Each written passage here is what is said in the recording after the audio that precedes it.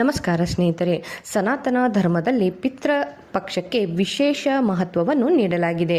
ಸ್ನೇಹಿತರೆ, ಪಿತೃಗಳ ಆತ್ಮಕ್ಕೆ ಶಾಂತಿ ಮತ್ತು ಮೋಕ್ಷವನ್ನು ನೀಡುವುದಕ್ಕಾಗಿ ನಾವು ಈ ಸಮಯದಲ್ಲಿ ಶ್ರಾದ್ದ, ಪಿಂಡದಾನ ಮತ್ತು ದರ್ಪಣ ನೀಡುವ ಸಂಪ್ರದಾಯವನ್ನು ಅಳವಡಿಸಿಕೊಂಡು ಬಂದಿದ್ದೇವೆ ಸ್ನೇಹಿತರೆ. ಹೀಗಾಗಿ ಇವುಗಳನ್ನು ಮಾಡುವುದರಿಂದ ಪಿತೃಗಳು ಸಂತೋಷ ಪಡುತ್ತಾರೆ ಮತ್ತು ನಮಗೆ ಸಂತೋಷ, ಸಮೃದ್ಧಿ, ಆಶೀರ್ವಾದವನ್ನು ನೀಡುತ್ತಾರೆ ಎನ್ನುವ ನಂಬಿಕೆ ಇದೆ. ಹೀಗಾಗಿ ಪಿತೃ ಪಕ್ಷದ ಸಮಯದಲ್ಲಿ ಅನೇಕ ಜನರು ತಮ್ಮ ಪೂರ್ವಜರನ್ನು ಮೆಚ್ಚಿಸಲು ಹಲವಾರು ಕ್ರಮಗಳನ್ನು ತೆಗೆದುಕೊಳ್ಳುತ್ತಾರೆ. ಇವುಗಳಲ್ಲಿ ಒಂದಾದಂಥದ್ದು ಅಂದರೆ ಸ್ನೇಹಿತರೆ, ತುಳಸಿಗೆ ಸಂಬಂಧಿಸಿದ ಕಾರ್ಯವೊಂದು ಕೂಡ ನಾವು ಮಾಡಬೇಕು. ಅದು ಹೇಗೆಂದರೆ ನೋಡಿ, ತುಳಸಿಗೆ ಸಂಬಂಧಿಸಿದ ಈ ಕೆಲಸಗಳನ್ನು ನಾವು ಮಾಡುವುದರಿಂದ ಪೂರ್ವಜರಿಗೆ ಶ್ರಾದ್ದವನ್ನು ಅರ್ಪಿಸಿದ ಫಲಿತಾಂಶವನ್ನು ನಾವು ಪಡೆದುಕೊಳ್ಳಬಹುದು ಎಂದು ಶಾಸ್ತ್ರದಲ್ಲಿ ಹೇಳಲಾಗಿದೆ ಸ್ನೇಹಿತರೆ. ಹಾಗಾದರೆ ಪಿತೃಪಕ್ಷದಲ್ಲಿ ನಾವು ತುಳಸಿಗೆ ಸಂಬಂಧಿಸಿದ ಯಾವ ಕಾರ್ಯವನ್ನು ಮಾಡಬೇಕು ಎಂಬುದನ್ನು ನೋಡಿ ಸ್ನೇಹಿತರೆ. ಮಾಹಿತಿ ಇಷ್ಟ ಆಗಿದ್ದಲ್ಲಿ ಚಾನೆಲ್ನ ಸಬ್ಸ್ಕ್ರೈಬ್ ಮಾಡಿಕೊಳ್ಳಿ ಸ್ನೇಹಿತರೆ. ಮೊದಲನೇದಾಗಿ ನೋಡಿ, ಪಿತೃಪಕ್ಷ ಪ್ರಾರಂಭವಾಗುವುದು ಯಾವಾಗ ಎಂಬುದನ್ನು ನೋಡಿ ಸ್ನೇಹಿತರೆ. ಪಿತೃಪಕ್ಷವು ಒಂದು ಕಡೆಯಿಂದ ಪೂರ್ವಜರಿಗೆ ಗೌರವ ಸಲ್ಲಿಸುವ ವಿಧಾನವಾಗಿದೆ. ಹೀಗಾಗಿ ಪಿತೃಪಕ್ಷವು 16 ದಿನಗಳ ಕಾಲ ಅವಧಿ ಇದು ಇರುತ್ತದೆ ಸ್ನೇಹಿತರೆ. ಅಂದರೆ 16 ದಿನಗಳ ಅವಧಿಯಲ್ಲಿ ಪೂರ್ವಜರು ಭೂಮಿಗೆ ಬರುತ್ತಾರೆ ಎನ್ನುವ ನಂಬಿಕೆ ಇದೆ. ಹೀಗಾಗಿ ಪಿತೃಪಕ್ಷವು ಪ್ರತಿ ವರ್ಷ ಭಾದ್ರಪದ ಶುಕ್ಲ ಪಕ್ಷದ ಹುಣ್ಣಿಮೆಯಿಂದ ಪ್ರಾರಂಭವಾಗುತ್ತದೆ ಸ್ನೇಹಿತರೆ, ಮತ್ತು ಅಶ್ವಿನ ಮಾಸದ ಕೃಷ್ಣ ಪಕ್ಷದ ಅಮಾವಾಸ್ಯೆ ಎಂದು ಇದು ಕೊನೆಗೊಳ್ಳುತ್ತದೆ. ಈ ವರ್ಷ ಪಿತೃಪಕ್ಷವು ಸೆಪ್ಟೆಂಬರ್ 30ರಂದು ಪ್ರಾರಂಭವಾಗಿ ಅಕ್ಟೋಬರ್ 14ರಂದು ಮುಕ್ತಾಯಗೊಳ್ಳಲಿದೆ ಸ್ನೇಹಿತರೆ. ಅದರಲ್ಲಿ ನೋಡಿ, ನಾವು ತುಳಸಿಗೆ ಸಂಬಂಧಿಸಿದ ಒಂದು ಪರಿಹಾರ ಕ್ರಮವನ್ನು ಮಾಡಬೇಕು ಎಂದು ಹೇಳಲಾಗಿದೆ ಸ್ನೇಹಿತರೆ. ಪಿತೃಪಕ್ಷದ ಸಮಯದಲ್ಲಿ ಜನರು ಪೂರ್ವಜರ ಶ್ರಾದ್ದ, ದರ್ಪಣ ಮತ್ತು ಪಿಂಡದಾನವನ್ನು ಮಾಡುತ್ತಾರೆ. ಇದರೊಂದಿಗೆ ಇನ್ನು ಹಲವು ಕಾರ್ಯಕ್ರಮಗಳನ್ನು ಅವರು ಕೈಗೊಳ್ಳುತ್ತಾರೆ.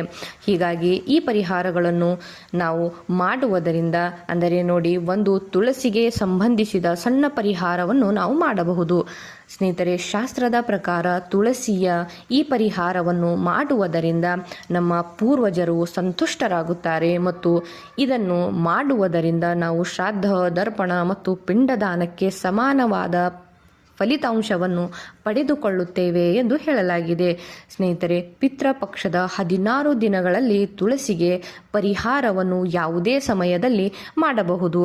ಆದರೆ ಭಾನುವಾರ ಮತ್ತು ಏಕಾದಶಿಯ ದಿನದಂದು ಈ ಕೆಲಸವನ್ನು ಮಾಡಬಾರದು ಎಂಬುದನ್ನು ನಾವು ನೆನಪಿನಲ್ಲಿ ಇಟ್ಟುಕೊಳ್ಳಬೇಕು. ಹಾಗಾದರೆ ತುಳಸಿಗೆ ಸಂಬಂಧಿಸಿದ ಆ ಪರಿಹಾರ ಕ್ರಮ ಏನಿದೆ ಎಂಬುದನ್ನು ನೋಡಿ ಸ್ನೇಹಿತರೆ. ತುಳಸಿಗೆ ಗಂಗಾಜಲವನ್ನು ಅರ್ಪಿಸುವುದು ಸ್ನೇಹಿತರೆ. ಮನೆಯ ಯಾವುದೇ ಸದಸ್ಯರು ಶ್ರಾದ್ದ ಪಕ್ಷದ ಸಮಯದಲ್ಲಿ ತುಳಸಿಯ ಪರಿಹಾರವನ್ನು ಮಾಡಬಹುದು ಎಂದು ಶಿವಪುರಾಣದಲ್ಲಿ ಕೂಡ ಹೇಳಲಾಗಿದೆ ಸ್ನೇಹಿತರೆ.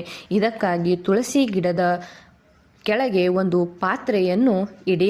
ಅದಾದ ನಂತರ ನಿಮ್ಮ ಅಂಗೈಯಲ್ಲಿ ಗಂಗಾಜಲವನ್ನು ತೆಗೆದುಕೊಂಡು ನಿಮ್ಮ ಪೂರ್ವಜರ ಹೆಸರನ್ನು 5 ಅಥವಾ 7 ಬಾರಿ ಸ್ಮರಿಸುತ್ತಾ ಶಿವನ ಹೆಸರನ್ನು ಧ್ಯಾನ ಮಾಡಿ ಆ ನೀರನ್ನು ನಿಧಾನವಾಗಿ ಪಾತ್ರೆಯಲ್ಲಿ ಬಿಡಬೇಕು. ಬಳಿಕ 2 ಕೈಗಳನ್ನು ಮಡಚಿ ತುಳಸಿ ದೇವಿಯನ್ನು ಮತ್ತು ನಿಮ್ಮ ಪೂರ್ವಜರನ್ನು ಧ್ಯಾನಿಸಬೇಕು. ಇದರ ಬಳಿಕ ಪಾತ್ರೆಯಲ್ಲಿನ ತುಳಸಿಯನ್ನು ನೀವು ತುಳಸಿ ಗಿಡಕ್ಕೆ, ಪಾತ್ರೆಯಲ್ಲಿ ಇರುವಂತಹ ನೀರನ್ನು ನೀವು ಸ್ನೇಹಿತರೆ ತುಳಸಿ ಗಿಡಕ್ಕೆ ಹಾಕಬೇಕು ಅಥವಾ ಇನ್ಯಾವುದೇ ಗಿಡಗಳಿಗೆ ಹಾಕಬಾರದು. ಇದನ್ನು ಮಾಡುವುದರಿಂದ ನಿಮ್ಮ ಮನೆಯಲ್ಲಿರುವ ಋಣಾತ್ಮಕ ಶಕ್ತಿಯು ದೂರವಾಗುತ್ತದೆ ಹಾಗೂ ನಿಮ್ಮ ಮನೆಯಲ್ಲಿ ಸುಖ, ಶಾಂತಿ, ನೆಮ್ಮದಿ ನೆಲೆಸುತ್ತದೆ ಎನ್ನುವ ನಂಬಿಕೆ ಕೂಡ ಇದೆ ಸ್ನೇಹಿತರೆ. ಇದನ್ನು ಮಾಡುವವರು ಪಿತೃಗಳಿಗೆ ಶ್ರಾದ್ದ ಕಾರ್ಯ ಮಾಡುವುದರೊಂದಿಗೆ ಸಮಾನವಾದ ಫಲವು ದೊರೆಯುತ್ತದೆ ಎಂದು ಹೇಳಲಾಗಿದೆ ಸ್ನೇಹಿತರೆ. ಈ ಕೆಲಸದಿಂದ ಅವರು ಸಂತುಷ್ಟರಾಗುತ್ತಾರೆ ಎಂದು ಕೂಡ ಹೇಳಲಾಗಿದೆ ಸ್ನೇಹಿತರೆ. ಪಿತೃಪಕ್ಷದ ಸಮಯದಲ್ಲಿ ನಾವು ಈ ಪರಿಹಾರ ಕ್ರಮಗಳನ್ನು, ತುಳಸಿಗೆ ಸಂಬಂಧಿಸಿದ ಈ ಪರಿಹಾರವನ್ನು ಮಾಡುವುದರಿಂದ ತುಳಸಿಯ ದೇವಿಯ ಅನುಗ್ರಹದೊಂದಿಗೆ ಪಿತೃಗಳ ಆಶೀರ್ವಾದವನ್ನು ಪಡೆದುಕೊಳ್ಳಬಹುದು ಎಂದು ಹೇಳಲಾಗಿದೆ ಸ್ನೇಹಿತರೆ. ಇದು ಅತ್ಯಂತ ಸರಳ ಕಾರ್ಯವಾಗಿದ್ದು ಇದನ್ನು ನಾವು ಯಾರು ಇದನ್ನು ಮಾಡಲು ನಮಗೆ ಯಾವುದೇ ಪಂಡಿತರ ಅವಶ್ಯಕತೆ ಬೀಳುವುದಿಲ್ಲ ಸ್ನೇಹಿತರೆ. ಹೀಗಾಗಿ ಈ ಒಂದು ಸಣ್ಣ ಪರಿಹಾರ ಕ್ರಮಗಳನ್ನು ನಾವು ಮನೆಯಲ್ಲಿ ಮಾಡಲೇಬೇಕು ಸ್ನೇಹಿತರೆ. ಮಾಹಿತಿ ಇಷ್ಟ ಆಗಿದ್ದಲ್ಲಿ ಚಾನೆಲ್ನ ಸಬ್ಸ್ಕ್ರೈಬ್ ಮಾಡಿಕೊಳ್ಳಿ ಹಾಗೂ ನಿಮ್ಮವರೊಂದಿಗೆ ಶೇರ್ ಕೂಡ ಮಾಡಿ.